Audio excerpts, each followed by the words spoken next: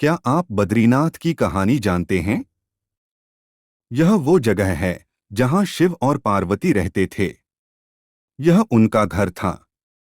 एक दिन नारायण यानी विष्णु के पास नारद गए और बोले, आप मानवता के लिए एक खराब मिसाल हैं।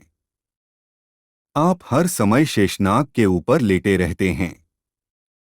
आपकी पत्नी लक्ष्मी हमेशा आपकी सेवा में लगी रहती हैं और आपको लाड़ करती रहती हैं।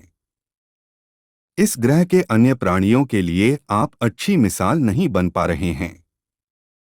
आपको सृष्टि के सभी जीवों के लिए कुछ अर्थपूर्ण कार्य करना चाहिए। इस आलोचना से बचने और साथ ही अपने उत्थान के लिए भगवान को भी ऐसा करना पड़ता है। विष्णु तप और साधना करने के लिए सही स्थान की तलाश में नीचे हिमालय तक आए। वहां उन्हें मिला बद्रीनाथ, एक अच्छा सा छोटा सा घर जहां सब कुछ वैसा ही था जैसा उन्होंने सोचा था। साधना के लिए सबसे आदर्श जगह लगी उन्हें यह। वह उस घर के अंदर गए। घुसते ही उन्हें पता चल गया कि यह तो शिव का निवास है और वह तो बड़े खतरनाक व्यक्ति हैं।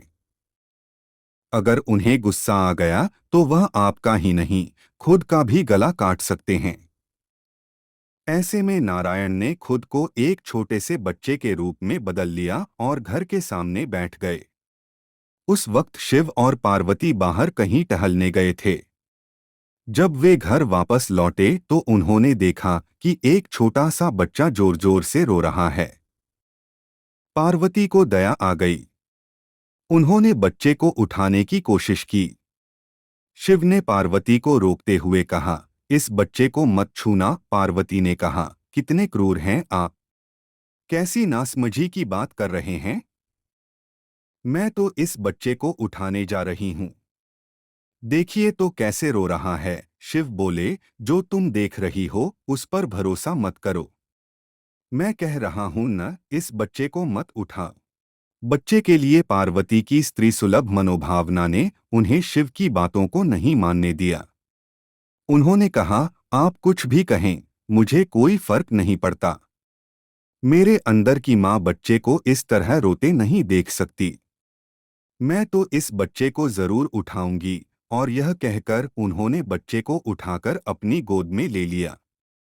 बच्चा पार्वती की गोद में आराम से था और शिव की तरफ बहुत ही खुश होकर देख रहा था।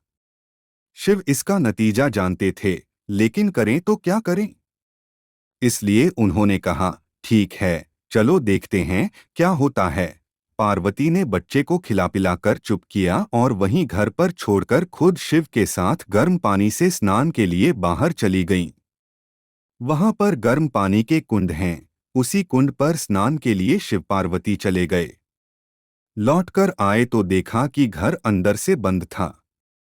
शिव तो जानते ही थे कि अब खेल शुरू हो गया है।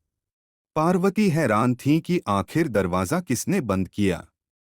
शिव बोले, मैंने कहा था न, इस बच्चे को मत उठाना। तुम बच्चे को घर के अंदर लाईं और अब उसने अंदर से दरवाजा बंद कर लिया है। पार्वती ने कहा, अब हम क्या करें। शिव के पास दो विकल्प थे। एक, जो भी उनके सामने है उसे जलाकर भस्म कर दें, और दूसरा, वे वहां से चले जाएं और कोई और रास्ता ढूंढ लें। उन्होंने कहा, चलो कहीं और चलते हैं, क्योंकि यह तो तुम्हारा प्यारा बच्चा है, इसलिए मैं इसे छू भी नहीं सकता। मैं अब कुछ नहीं कर सकता।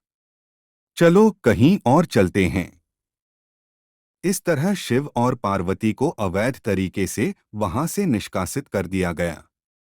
वे दूसरी जगह तलाश करने के लिए पैदल ही निकल पड़े। दरअसल बद्रीनाथ और केदारनाथ के बीच एक चोटी से दूसरी चोटी के बीच सिर्फ 10 किलोमीटर की दूरी है। आखिर में वह केदार में बस गए और इस तरह शिव ने अपना खुद का घर खो दिया। आप पूछ सकते हैं कि क्या वह इस बात को जानते थे। आप कई बातों को जानते हैं, लेकिन फिर भी आप उन बातों को अनदेखा कर उन्हें होने देते हैं। इस तरह की रोचक जानकारी पाने के लिए अभी सब्सक्राइब करें।